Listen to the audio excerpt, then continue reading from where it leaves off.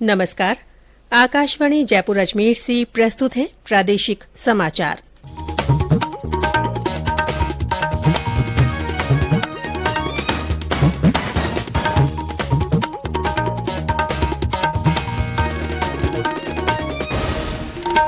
मुख्य समाचार। प्रधानमंत्री नरेंद्र मोदी ने सिडनी में ऑस्ट्रेलिया के प्रधानमंत्री एंथनी अल्बनीज के साथ द्विपक्षीय बैठक की। दोनों देशों के बीच प्रवासन, गतिशीलता, भागीदारी और हरित हाइड्रोजन कार्यबल से संबंधित समझौते हुए। प्रधानमंत्री की 31 मई को अजमेर में प्रस्तावित यात्रा और आम सभा को लेकर प्रदेश भाजपा ने तैयारियां शुरू की। जयपुर में आज G20 के समूह Y20 के लिए कार्यशाला का आयोजन। युवाओं के लिए हस्तशिल्प क्षेत्र में नवाचार और 21वीं सदी के लिए आवश्यक कौशल विषय पर होगी चर्चा। और पश्चिमी विक्षोभ के कारण प्रदेश में कई स्थानों पर आंधी और बारिश की गतिविधियां जारी।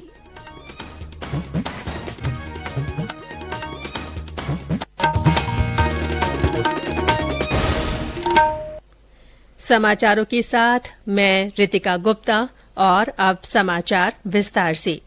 प्रधानमंत्री नरेंद्र मोदी ने सिडनी में ऑस्ट्रेलिया के प्रधानमंत्री एंथनी अल्बनीज के साथ द्विपक्षीय बैठक की। बैठक में दोनों देशों के बीच समूचे संबंधों पर विचार विमर्श हुआ। दोनों प्रधानमंत्रियों की उपस्थिति में दोनों देशों के बीच सहमति पत्रों का आदान प्रदान हुआ। इस दौरान प्रवासन, गतिशीलता, भागीदारी और हरित हाइड्रोजन कार्यबल से संबंधित समझौतों पर हस्ताक्षर किए गए। बैठक के बाद एक संयुक्त प्रेस बयान में प्रधानमंत्री मोदी ने कहा कि दोनों देशों के बीच संबंध परस्पर विश्वास पर आधारित है। श्री मोदी ने कहा कि उन्होंने श्री अल्बनीज के साथ दोनों देशों के बीच सामरिक सहयोग मजबूत करने पर सकारात्मक बातचीत की। श्री मोदी ने कहा कि बातचीत में भारत और ऑस्ट्रेलिया के बीच व्यापक नीतिगत भागीदारी को नई ऊंचाइयों पर ले जाने पर विचार विमर्श हुआ।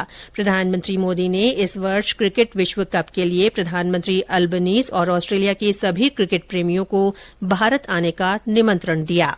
इस साल भारत में होने वाले क्रिकेट वर्ल्ड कप के लिए मैं प्रधानमंत्री और सभी ऑस्ट्रेलियाई क्रिकेट फैंस को भारत आने के लिए आमंत्रित करता हूं। उस समय आपको क्रिकेट के साथ साथ दिवाली की चमक और धूमधाम भी देखने को मिलेगी। इस साल सितंबर में G20 समिट के लिए आपका फिर से भारत में स्वागत करने के लिए मैं बहुत ही उत्साहित हूं। एक बार फिर आपका बहुत बहुत धन्यवाद।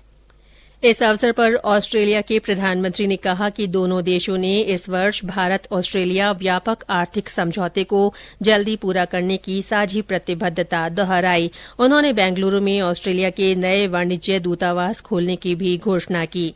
इससे पहले श्री मोदी को औपचारिक गार्ड ऑफ ऑनर दिया गया। श्री मोदी 3 देशों की यात्रा के अंतिम चरण में ऑस्ट्रेलिया में हैं। ऑस्ट्रेलिया की उनकी यात्रा से दोनों देशों के बीच द्विपक्षीय संबंधों को और मजबूती मिलेगी। संसदीय कार्य मंत्रालय आज से नई दिल्ली में राष्ट्रीय ई विधान एप्लीकेशन नेवा पर 2 दिवसीय राष्ट्रीय कार्यशाला करने जा रहा है। इस कार्यशाला का उद्देश्य सभी राज्यों और केंद्र शासित प्रदेशों के विधानमंडलों को नेवा प्लेटफॉर्म अपनाने और सदन की कार्यवाही के संचालन में पारदर्शिता तथा जवाबदेही लाने के लिए प्रोत्साहित करना है।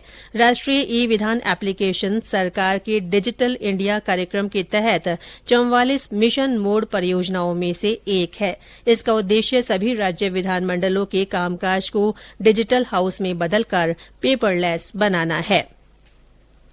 प्रधानमंत्री नरेंद्र मोदी ने भारतीय सिविल सेवा परीक्षा पास करने वाले युवाओं को बधाई दी है। ट्वीट संदेश में प्रधानमंत्री ने उनके उज्जवल भविष्य के लिए शुभकामनाएं दी हैं।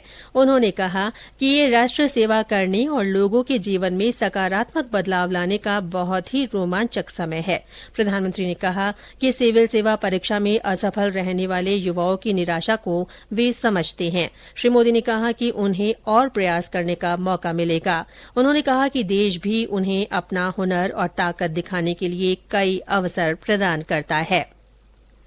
प्रधानमंत्री की इस महीने की 31 तारीख को अजमेर की प्रस्तावित यात्रा और आम सभा को लेकर प्रदेश भाजपा ने तैयारियां शुरू कर दी है। इस संबंध में कल पार्टी के प्रदेश अध्यक्ष सीपी जोशी और नेता प्रतिपक्ष राजेंद्र राठौड़ ने सभा स्थल का दौरा किया। केंद्र की मोदी सरकार के 9 साल पूरा होने पर अजमेर में जनसभा के साथ सरकार की वर्षगांठ मनाई जाएगी। ब्यौरा हमारे अजमेर संवाददाता से।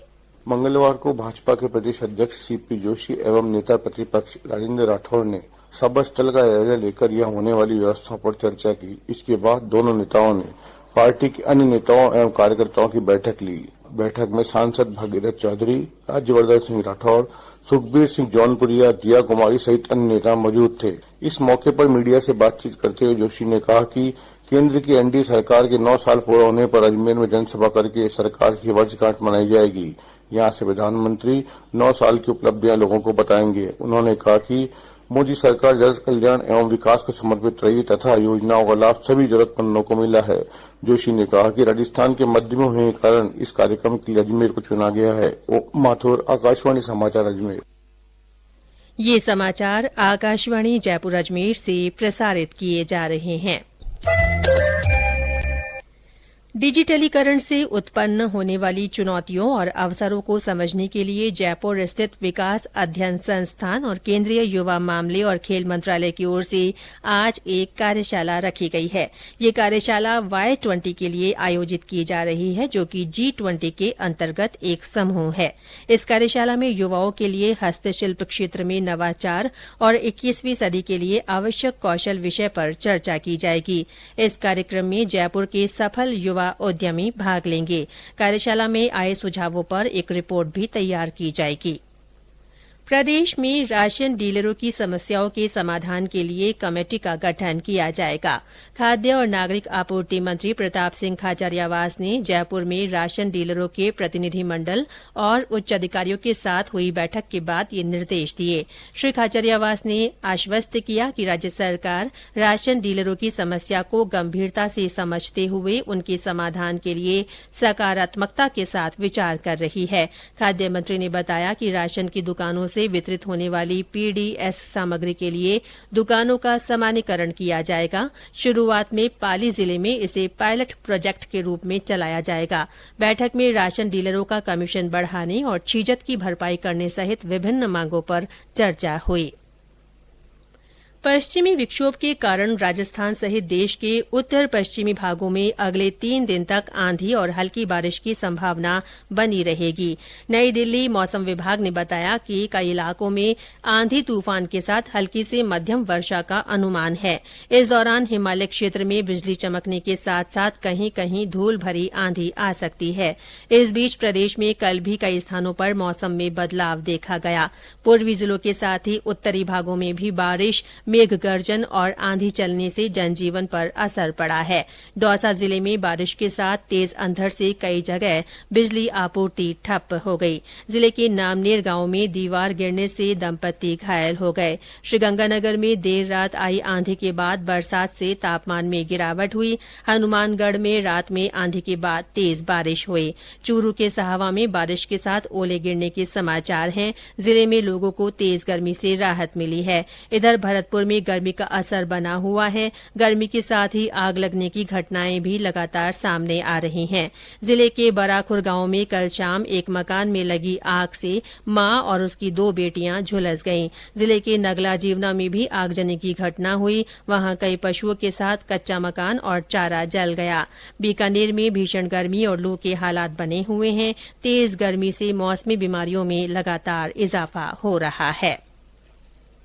राज्य के चिकित्सा शिक्षा विभाग और इंग्लैंड के मैनचेस्टर विश्वविद्यालय के बीच कल अनुसंधान साझेदारी विकसित करने के उद्देश्य से एमओयू किया गया। इस अवसर पर चिकित्सा शिक्षा विभाग के प्रमुख शासन सचिव टी रविकांत, मैनचेस्टर विश्वविद्यालय के अंतर्राष्ट्रीय वाइस डीन प्रोफेसर कीथ और ब्रेनन सहित दोनों ओर के अधिकारी और प्रोफेसर मौजूद रहे।